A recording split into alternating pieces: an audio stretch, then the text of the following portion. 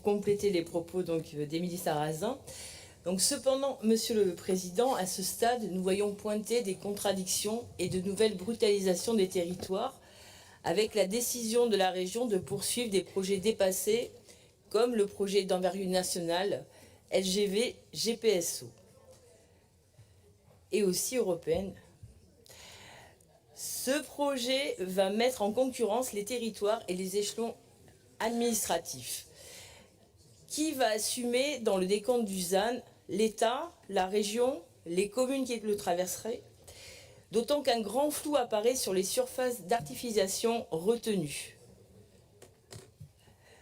Comment est-ce possible qu'une consommation de seulement 700 hectares, soit 469 hectares pour la Nouvelle-Aquitaine et 231 hectares pour l'Occitanie, soit retenue entre 2021 et 2031 ?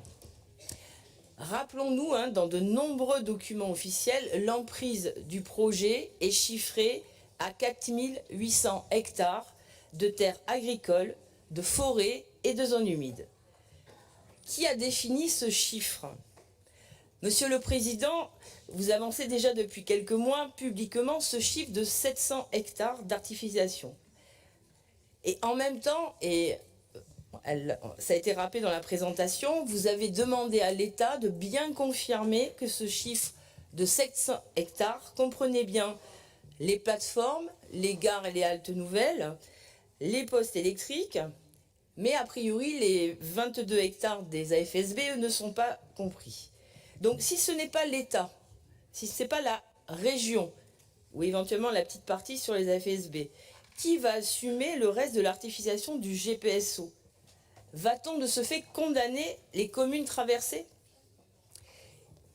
Et comment en même temps vous demandez aussi la mise à 2 fois 3 voies de l'A63 en Gironde ? Le GPSO, il devait faire sauter un mur de camions qui roule sur la N10 et sur la 63. Et là aujourd'hui vous nous proposez de faire les deux. À quoi ça rime ? L'autorité environnementale qui a émis de fortes réserves sur ce projet, dont l'étude d'impact est obsolète, a montré quand même des failles.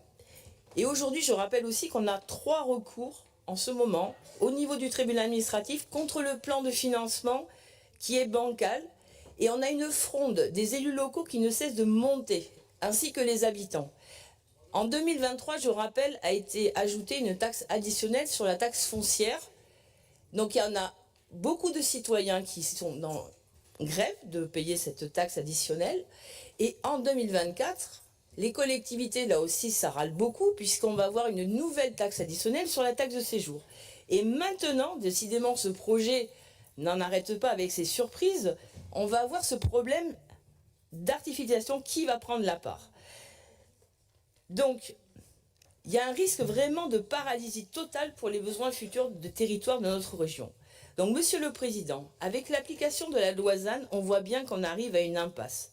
Pour préserver les territoires ruraux, leur donner le maximum de capacité pour aménager leur territoire, abandonner ce projet de GPSO. Merci.